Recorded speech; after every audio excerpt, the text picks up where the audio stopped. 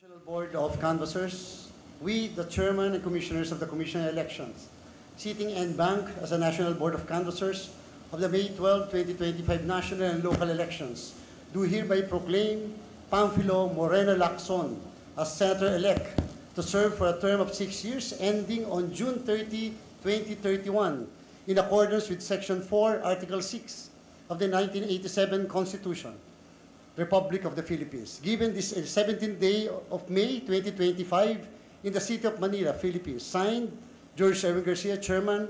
Commissioners Amy P. Ferolino, Ray E. Bulay, Ernesto Ferdinand P. Maceda Jr., Nelson J. Celis, Maria Norina S. Tangaro Casingal, and Noli R. Pipo. Attested to Fisto E. Elnas Jr., Executive Director.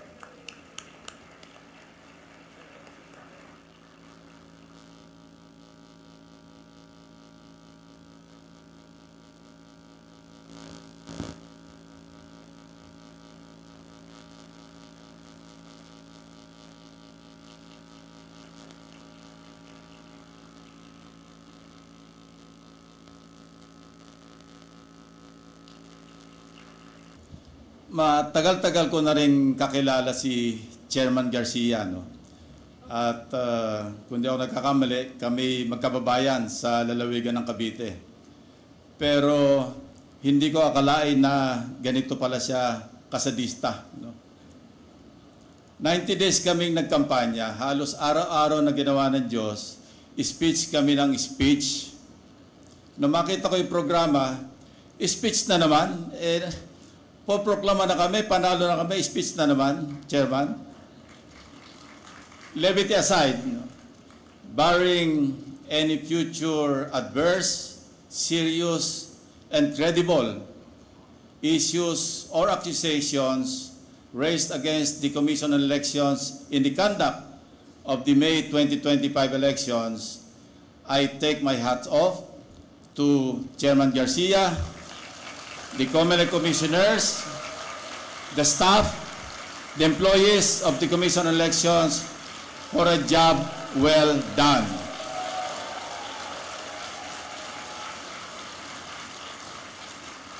Like those who spoke before me and those who will speak after me, I have a long list of people to thank for making today possible.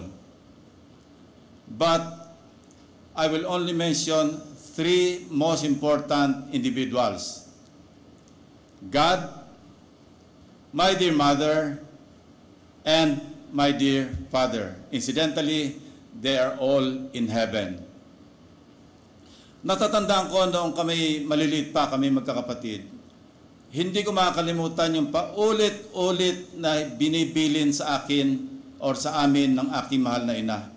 Huwag kayong magnanakaw. Huwag niyong kukunin ang hindi para sa inyo. Katunayan, isang Lunes ng hapon, dumating ang aking nakakatandang kapatid. 1950s ito, nasa elementarya pa kami. Tuwan-tuwa siya, binabalita sa aking ina, Inay, nakapulot po ako ng 1 sentimo. And mind you, huwag natin matayin ng 1 sentimo nung araw, nung 1950s. Late 50s po ito. Dahil mahalaga po ang 1 sentimo.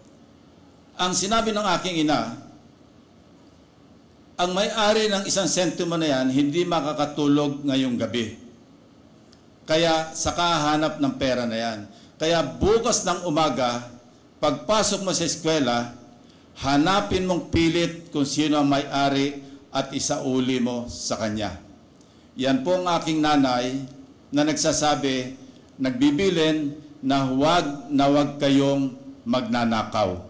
Ang akin po namang ama, dahil siya anak ng isang veteranong katipunero, si Lolo Mauricio, ang laging habilin naman sa akin na hanggang sa ako'y, kasi nag-abot pa kami bago siya namatay, ako'y naging PNP, Chief PNP, Director General.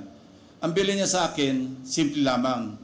Lagi mong pakakatandaan, Ping, sabi niya, ang tama ay paglaban, ang mali ay labanan. Yun po ang aking naging panuntunan, naging aking gabay sa mahigit 50 taon na ako'y nagsilbi sa gobyerno. 20 taon bilang sundalo, 10 taon bilang pulis at 18 taon bilang senador. At ito po, Chairman, Commissioners, will be my 4th term as an elected Senator of the Republic. Mabuhay po ang Pilipinas, mabuhay ang COMELEC, at mabuhay po tayong lahat.